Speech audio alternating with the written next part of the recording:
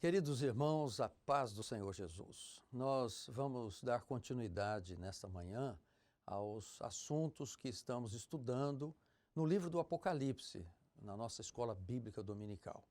E, para tanto, eu convido os irmãos a se colocarem em pé.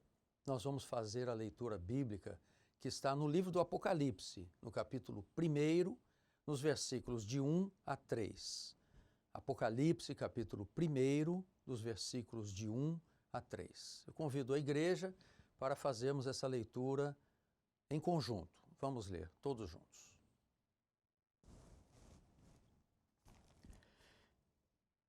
O texto sagrado nos diz: revelação de Jesus Cristo, a qual Deus lhe deu para mostrar aos seus servos as coisas que brevemente devem acontecer. E pelo seu anjo as enviou e as notificou a João, seu servo, o qual testificou da palavra de Deus e do testemunho de Jesus Cristo e de tudo o que tem visto. Bem-aventurado aquele que lê e os que ouvem as palavras desta profecia e guardam as coisas que nela estão escritas, porque o tempo está próximo. Amém. Os irmãos podem se assentar. Nós vamos dar início, então, ao nosso estudo nesta manhã. Aqui está, meus irmãos, o painel das 7 cartas. Eu gostaria de mostrar para os irmãos uma rápida visão daquilo que o livro do Apocalipse nos apresenta nos 2 capítulos que falam das 7 cartas, o capítulo 2 e o capítulo 3. Então vamos ler aqui. Éfeso, Esmirna, Pérgamo, Tiatira, Sardes, Filadélfia e Laodiceia. São as 7 cartas as quais o Senhor orientou o apóstolo João a enviar para estas cidades, estas cartas referentes à história delas, mas principalmente a profecia a respeito delas, que tem a ver conosco também. Juntamente com as 7 cartas, nós temos feito uma análise das 7 parábolas, chamadas as 7 parábolas do reino, em Mateus capítulo 13. E aqui estão elas: parábola do semeador, parábola do trigo e joio, grão de mostarda, fermento, tesouro escondido, a pérola e, por fim, a parábola da rede. O que nós temos observado nesses estudos, e os irmãos têm acompanhado todos os domingos, a correlação entre as cartas do Apocalipse e as parábolas do reino. Ou seja, a carta à igreja em Éfeso tem uma conexão com a parábola do semeador. A carta à igreja de Esmirna tem uma conexão com a parábola do trigo e joio, e assim sucessivamente até chegarmos na última carta, que é a carta em Laodiceia, que aponta para a parábola da rede. Muito bem. O que nós temos visto é que estas cartas, elas apontam para um tempo profético. Elas têm, sim, uma aplicação para os dias de hoje. Cada carta, cada mensagem dessa pode ser aplicado nos dias de hoje para as nossas vidas, para a vida da igreja. Mas o estudo foca os momentos proféticos que a igreja foi vivendo ao longo da sua história e que nós vamos ver um pouquinho mais de detalhes daqui a pouco na nossa própria aula de hoje. Juntamente com este período profético apontado nas cartas e também nas parábolas do reino de Mateus 13, nós temos uma informação adicional que ilustra muito mais fácil aquilo que nós estamos explicando, que são as operações, observem, as operações do Espírito Santo de Deus, apontados ali no livro do profeta Isaías, no capítulo 11, versículo 2. E repousará sobre ele, diz o texto, o Espírito do Senhor, o Espírito de sabedoria, o Espírito de inteligência ou discernimento, o Espírito de conselho, o Espírito de fortaleza, de conhecimento e de temor do Senhor. Da mesma forma que as cartas têm uma correlação com as parábolas, a operação do Espírito do Senhor nesses momentos proféticos também tem uma correlação. Ou seja, na igreja em Éfeso, a ênfase da operação é o Espírito do Senhor. Na igreja de Esmirna, a ênfase é o Espírito de sabedoria. E assim por diante até chegar nos nossos dias, que é o Espírito de temor. Muito bem, meus irmãos, isso daqui é um painel para os irmãos recordarem. Mas agora eu quero falar um pouquinho a respeito do momento histórico que a igreja viveu. A igreja foi instituída no dia de Pentecostes, como os irmãos sabem. Então eu vou fazendo algumas colocações aqui, colocando alguns dados históricos, só para os irmãos avaliarem o momento que nós estamos vivendo. Lembrando aos irmãos uma palavra importante que nós temos aprendido. A igreja fiel é mestra. Por que ela é mestra? Porque ela não é levada no caudal, na vazão das informações desse mundo. Ela não é influenciada pelo mundo. Pelo contrário, a igreja fiel é mestra porque ela influencia o mundo. Ela precisa influenciar o mundo com os ensinos, com as revelações que ela recebe do Senhor. Quando ela é mestra? Ela é mestra quando ela descobre, pela palavra do Senhor, pela palavra revelada, o momento profético que ela está vivendo. Eu vou repetir. A igreja é mestra quando ela entende pela revelação da palavra o momento profético que ela está vivendo. Então, nós temos esse privilégio, nós sabemos que estamos vivendo um tempo. Qual é o tempo que nós estamos vivendo? O tempo do breve. Muito bem. Então, nós vamos fazer uma linha do tempo aqui, o tempo histórico, o tempo do homem, para nós analisarmos rapidamente a vida da igreja nesse tempo. Aqui nós temos então a linha do tempo, a instituição da igreja, que foi no dia de Pentecoste, que foi aproximadamente no ano 33 depois de Cristo. A igreja, chamada igreja profética, ela é caracterizada em duas cartas, nas duas primeiras cartas, que é chamada igreja apostólica e a igreja pós-apostólica. A igreja apostólica viveu aproximadamente até o ano 100. A igreja pós-apostólica foi até o ano 313, no Edito de Milão, estabelecido por Constantino. Os irmãos se lembram dessas informações. Mas a igreja chamada profética, ela abrange esses dois períodos, o período de Éfeso e o período de Esmirna, da sua instituição no dia de Pentecostes até o ano 313, que foi o Edito de Milão. A igreja profética viveu uma perseguição intensa. Os irmãos se lembram que eu coloquei aqui o ano de 64 para caracterizar o início da perseguição do Império Romano. Na carta a Esmirna, a Bíblia diz ali: e tereis uma perseguição de 10 dias, mas ser fiel até a morte, dar-te-ei a coroa da vida. Então, essa perseguição de 10 dias foi caracterizada por 10 ondas de perseguição dos imperadores romanos sobre a igreja profética, que começou aqui em 64, quando Nero colocou fogo em Roma, dos 14 bairros que tinham, 10 pegaram fogo e 4 sobraram. Aqueles 4 que sobraram eram de judeus e cristãos, e ele usou isso como prerrogativa dele para culpar os cristãos, e começou uma perseguição atroz, violenta sobre o cristianismo, sobre os irmãos da igreja primitiva. Eles morreram em cruzes, fogueiras, arenas. A história mostra isso claramente.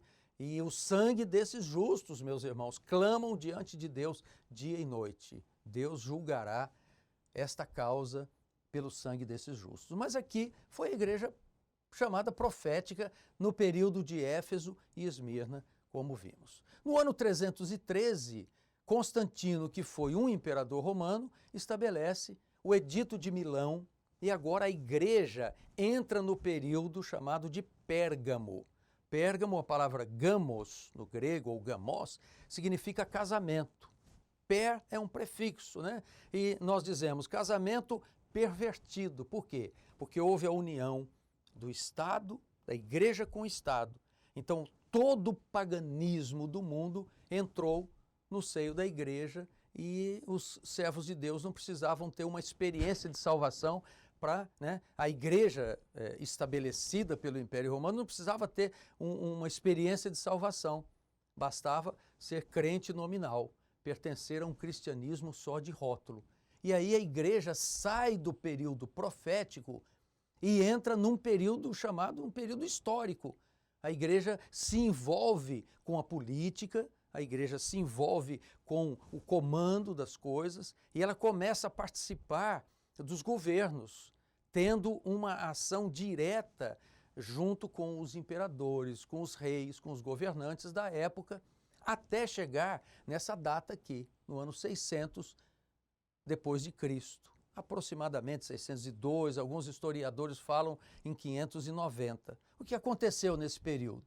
Nesse período aconteceu a impostura de um sistema romano, ou seja, o bispo de Roma cresceu tanto no poder político e concernente também à religião, o poder político e religioso, e ele passou a ser chamado o pai de todos. E nós conhecemos essa expressão e ele se tornou o Papa. Aqui é a impostura de um sistema religioso chamado sistema papal. Então, a partir de 313, a igreja começa a se desviar do propósito profético para a sua vida e entra num propósito histórico. Em 600 tem essa impostura do sistema até chegarmos em 1517. Por que essa data tão precisa? Porque essa data é a comemoração da reforma que tivemos o mês passado, dia 31 de outubro de 1517, foi comemorado, comemoramos no mundo todo, o mundo todo evangélico comemorou 500 anos da reforma religiosa feita através de Martinho Lutero. Nesse período, o período histórico, é o período de Pérgamo e Tiatira, o casamento pervertido, e esse casamento gerou filhos de uma igreja infiel, que veio se consolidar aqui no período de Tiatira. Os irmãos observem, é um período muito longo, de 313 até 1517, de 600, que é o período de Tiatira, até 1517, é praticamente 1000 anos, são 1000 anos que a igreja infiel viveu, nós podemos dizer, um milênio aqui na Terra, com as suas situações aí de governabilidade, de governo humano e ligado àquilo que é temporal. Muito bem, aqui na reforma religiosa, Lutero estabelece as 95 teses. Dessas 95 teses, nós destacamos 4, queremos ler aqui para os irmãos. O livre exame das Escrituras é uma das teses, A supremacia da fé sobre as obras. E o terceiro ponto é Jesus Cristo sendo o único mediador entre Deus e os homens. E o quarto ponto é o sacerdócio universal do crente, ou seja, o servo do Senhor, ele não precisa de um intermediário a não ser o Senhor Jesus, que é o nosso único mediador. Nós, como servos do Senhor, temos acesso à graça de Deus através do Senhor Jesus, que é o nosso único mediador entre Deus e os homens. Muito bem, agora, antes de completarmos a nossa rápida aula nesta manhã, nós vamos passar um vídeo de um pastor Bergson Costa, que esteve na Alemanha, nos lugares por onde Lutero passou. Antes de passar o vídeo dele, eu gostaria de falar um pouquinho dos pré-reformadores. Nós tivemos homens como Jerônimo Savonarola, John Hus, John Wycliffe, que foram homens que proclamaram antes de Lutero o valor das Escrituras. Nós temos estudado muito o valor da palavra. A Bíblia, como palavra da vida, aponta o caminho da salvação. Mas a Bíblia, como palavra viva, ela nos dá vida no caminho que é Jesus. Então, a palavra estava trancafiada nos conventos. Ninguém tinha acesso à palavra, a não ser os doutores, da lei, né, os grandes sacerdotes que tinham acesso aos originais da Bíblia, que eram em grego e hebraico, e a Bíblia latina, chamada de Vulgata Latina, que desde o século IV ou século V já estava disponível. E só essa casta sacerdotal, podemos dizer assim, tinha acesso à Bíblia. Havia leis em vários países estabelecidos por essa igreja infiel que impedia os servos de Deus terem acesso. O cidadão comum não tinha acesso às Escrituras. E esses pré-reformadores, meus amados, se levantaram contra essas ordens da igreja histórica da época, dizendo que a Bíblia era o único caminho para os servos terem acesso à salvação. E eles foram, Jerônimo Savonarola e John Hus foram mortos por essa igreja histórica, né? John Wycliffe morreu doente, etc., mas foram homens que levantaram a bandeira da palavra viva, da palavra revelada. Isso veio se consolidar na vida de Lutero. Tanto é que o hino que ele compõe lá na Fortaleza, né, os irmãos já têm cantado esse hino durante 500 anos, o meio evangélico canta, diz assim, que a palavra ficará, sabemos com certeza. A palavra de Deus ficará, sabemos com certeza. Nada nos assustará com Cristo por defesa. Se temos de perder as coisas, né, riquezas, bens que houver, embora a vida vá, ele diz no hino, por nós Jesus está e dar-nos-á seu reino. Louvado seja o nome do Senhor. Então a palavra de Deus é a base da reforma religiosa, com esses 4 princípios destacados e as 95 teses que foram fixadas na igreja de Wittenberg. Nós vamos ouvir então, é uma palavra rápida, cerca de 10 minutos, mas muito interessante. Depois nós voltamos para fazermos o fechamento dessa aula.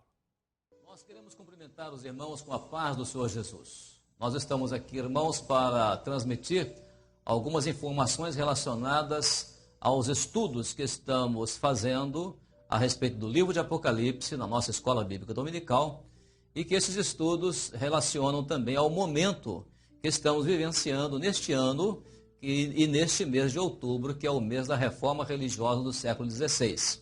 E neste ano de 2017, nós estamos nos lembrando que se perfazem agora 500 anos da Reforma Religiosa do século XVI e que nós iremos trazer aqui para os irmãos aquilo que foi a marca da Reforma Religiosa do século XVI relacionada à palavra do Senhor, como o Senhor Jesus disse, o céu e a terra passarão, mas as minhas palavras não hão de passar. E é o que marcou ali a Reforma Religiosa do século XVI.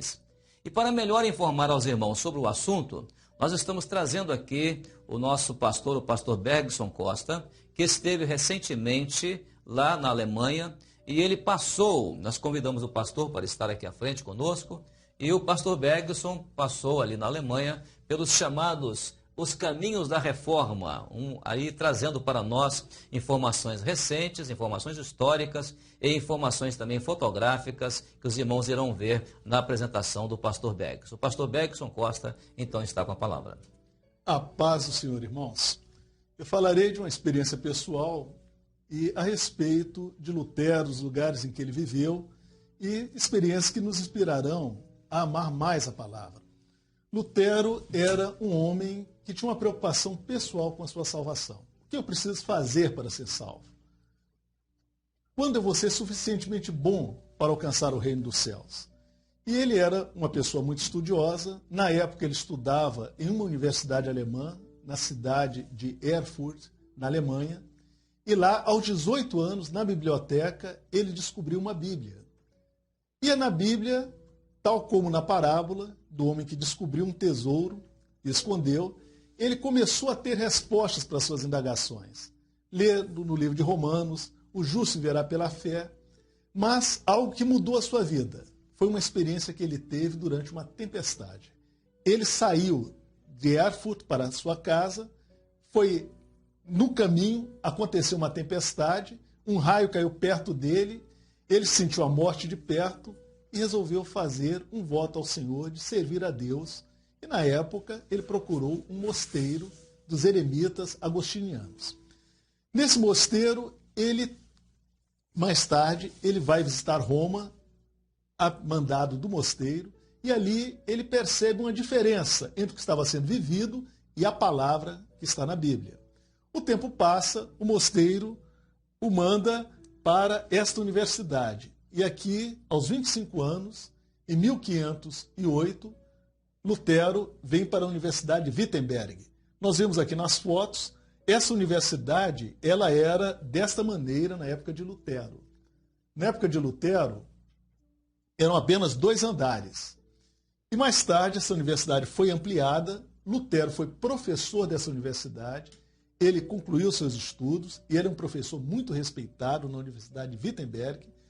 E em 1517, já muitos anos depois, um homem chamado Johann Tetzel, ele começa a percorrer a Alemanha vendendo indulgências. O que são as indulgências?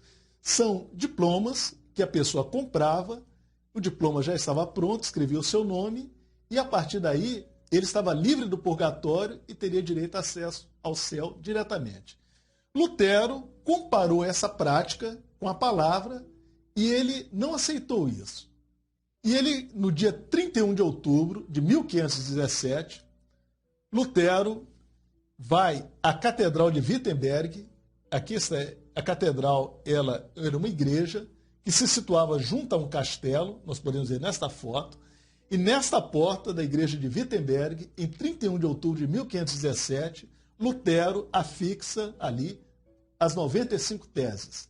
Era uma porta de madeira na época, e essa porta ela se queimou, foi queimada em um incêndio e substituída por essa porta de bronze. E aqui as 95 teses estão escritas em latim, no bronze, e mais tarde, na torre dessa igreja, foi colocado inclusive o hino que nós cantamos. Castelo Forte é o nosso Deus. E foi um hino composto por Lutero, em que ele lembra o espírito de fortaleza, que foi a operação predominante do Espírito Santo nesta época. Nós vamos ver mais sobre essa operação do espírito de fortaleza. Por quê? Houve uma reação da igreja. Ele, com as 95 teses, ele estava convidando a repensar a prática das indulgências. Porém, a igreja não aceitou e houve, entre 1517 e 1520, houve uma série de reuniões em que Lutero foi chamado a se retratar, mas ele não se retratou e ele começou a ter contra si grande oposição dos religiosos da época e do poder político da época. Mas o Senhor o fortaleceu em tudo isso. Porque ele não se retratou, ele disse que só se retrataria se fosse convencido pela palavra. Porque ele estava seguro pela palavra dos princípios que nós temos estudado nesse mês da Reforma. Os 4 princípios. Como Lutero ele não se retratou, em 1520, Lutero foi ameaçado de excomunhão pela igreja dominante na época. Lutero, ele enfatiza, esclarecendo mais ainda, através dos seus escritos, que a salvação é pela graça, é pela fé, Jesus é o único mediador entre Deus e os homens, que a supremacia da palavra, a palavra é a única regra de fé e prática. Então, o sacerdócio universal do crente, ele enfatiza isso. Resultado, ele é excomungado pela igreja em janeiro de 1521. Nesse período, foi convocado o imperador da época, na Alemanha, ele convoca uma reunião que tem um nome pitoresco de dieta, né? Mas essa reunião chamada Dieta da cidade de Worms. Ali nessa reunião, Lutero foi chamado, junto com outros teólogos, e diante de todos os príncipes ali da Alemanha, e diante do imperador, a se retratar. Lutero não se retrata, ele enfatiza que a palavra deve ser soberana, é a única regra de fé e prática, e com isso, ao acabar essa reunião, Lutero é banido pelo imperador. O banimento era uma pena muito severa, porque ele foi declarado fora da lei e, como tal, quem matasse Lutero estaria livre de qualquer pena. No caminho de volta, Lutero ele é sequestrado por um benfeitor alguém, um príncipe que Deus, por certo, providenciou, o príncipe Frederico, o sábio, sequestra Lutero e o leva para o castelo de Wartburg. Este é o castelo de Wartburg, onde Lutero ficou escondido.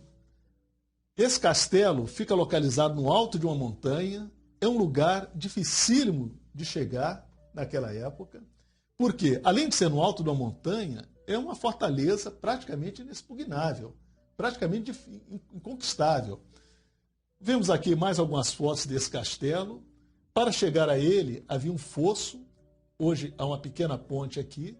A porta do castelo, para terem uma ideia, isso aqui é um tronco de madeira, a largura da porta é de um tronco de madeira. E aqui é o interior do castelo. No interior desse castelo, Lutero traduz a palavra, traduz o Novo Testamento do grego para o alemão, em 11 semanas. E aqui, ele, por certo, quando compôs, mais tarde, o hino Castelo Forte é o Nosso Deus, ele terá se lembrado, por certo, do período que ele passou nesse Castelo Forte. Mas nós sabemos que Castelo Forte é o nosso Deus. É o espírito de fortaleza atuando na vida da igreja.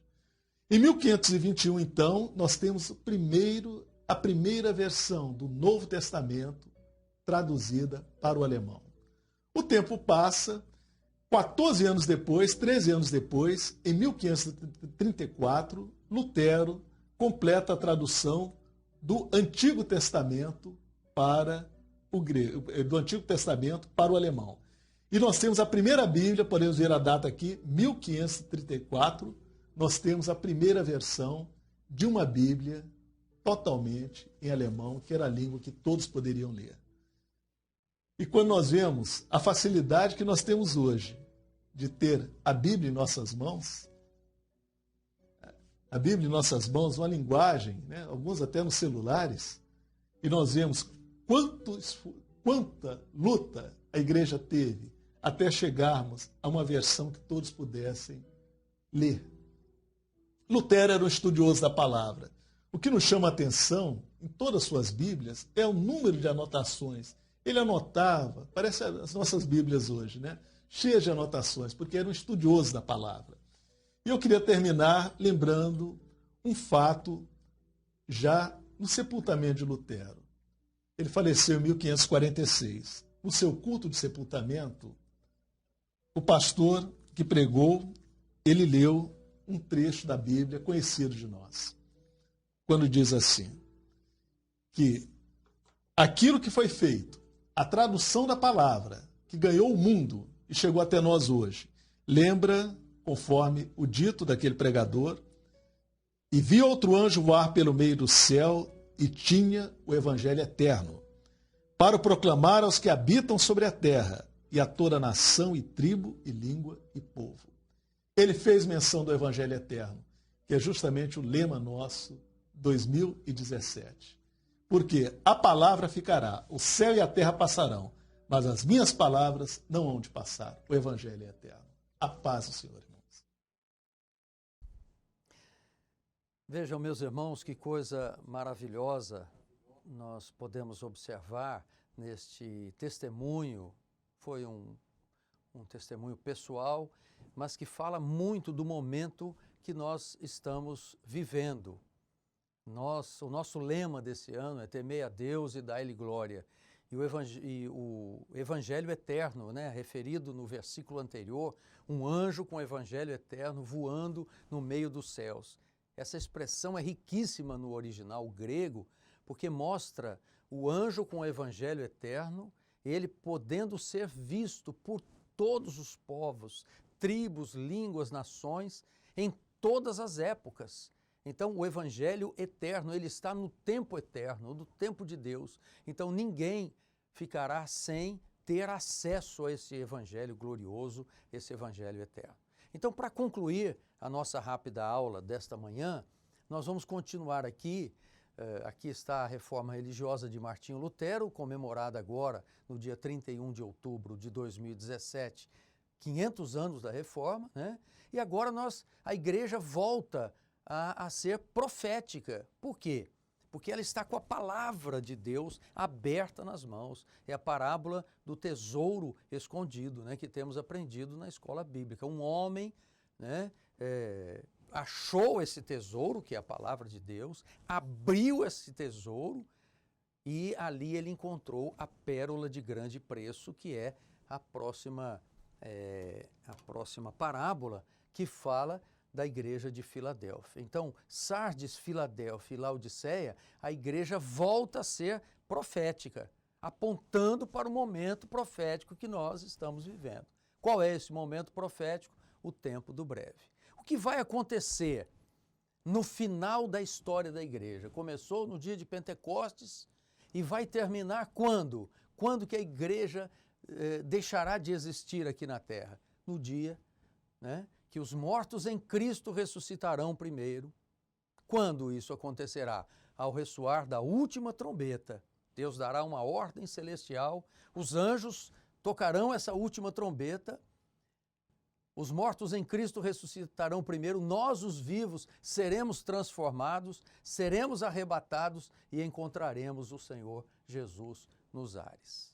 Que coisa gloriosa! Isso alegra o nosso coração, fortalece a nossa alma para resistirmos. Mas esse é um tempo chamado tempo do breve.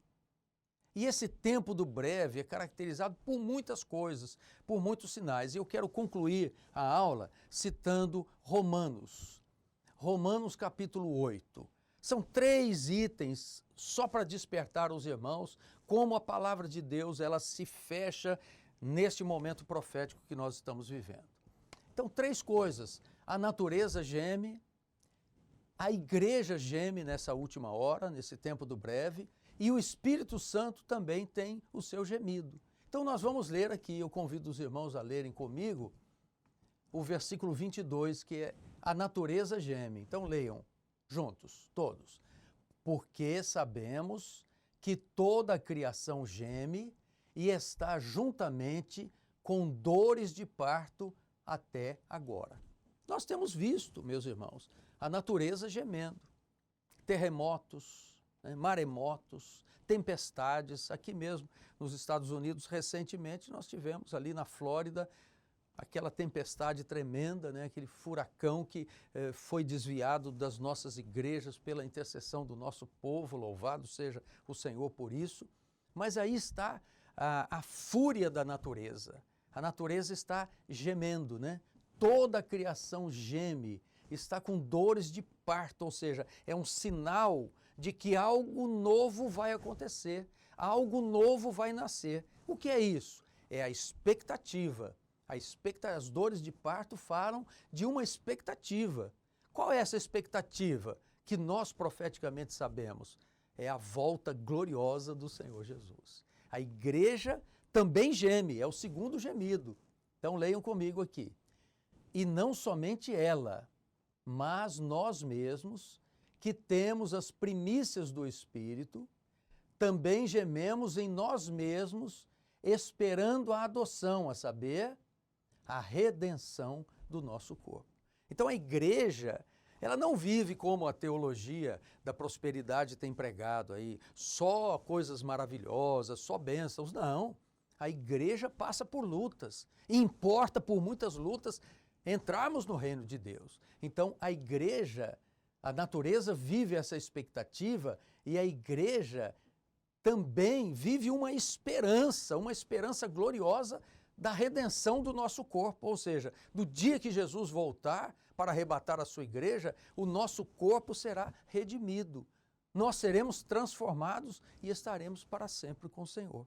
Mas nós gememos, nós temos as nossas lutas. Os irmãos que estão aí nas igrejas, as irmãs, os jovens, até crianças, intermediários, adolescentes, têm o seu gemido, o seu sofrimento. Mas assim como a natureza tem a sua expectativa, a igreja, ela tem a sua esperança gloriosa na volta do Senhor Jesus. E quando isso se consolida? Com o gemido do Espírito Santo. Nós não estamos sozinhos nesse tempo do breve. A natureza está aí gemendo, né? As trombetas estão tocando. Apocalipse 8 fala desse gemido da natureza. né? As queimadas que estão acontecendo no mundo, a vida no mar que está se perdendo, a poluição das águas. Ah, meus irmãos, mas o Espírito Santo está intercedendo por nós. Vamos ler aqui. E da mesma maneira também, o Espírito ajuda as nossas fraquezas, porque não sabemos o que havemos de pedir como convém, mas o mesmo Espírito intercede por nós com gemidos inexprimíveis. Há um Espírito nesta hora, o Espírito Santo de Deus, que intercede por nós. Ele sabe o que está acontecendo na natureza. Ele sabe o que está acontecendo na igreja fiel. Ela está gemendo com essa esperança da volta gloriosa do Senhor Jesus. Então o Espírito Santo intercede por nós. Ele nos faz lembrar que nada nesse mundo é maior do que a expectativa do mundo vindouro. E olha como Paulo, ainda no capítulo 8, antes de começar essa explanação, ele diz: porque para mim tenho por certo que as aflições desse tempo presente não são para comparar com a glória que em nós há de ser revelada. Louvado seja o nome do Senhor. Há uma bênção para a igreja. Nós vivemos o tempo do breve, mas há no nosso coração um pulsar extraordinário, que é o desejo, o clamor da igreja fiel pela volta do Senhor Jesus. Por isso eu quero terminar com os irmãos dizendo comigo esse último versículo aqui em Apocalipse 22, 17. Vamos ler bem forte agora, todos juntos comigo. E o Espírito e a esposa dizem: vem. E quem ouve, diga: vem. E quem tem sede, venha. E quem quiser, tome de graça da água da vida. Louvado seja o nome do Senhor. Com isso, meus irmãos, nós encerramos a nossa escola bíblica. Os irmãos das igrejas podem encerrar agora, cantando um louvor e encerrando assim essa escola bíblica dominical. A todos a paz do Senhor Jesus.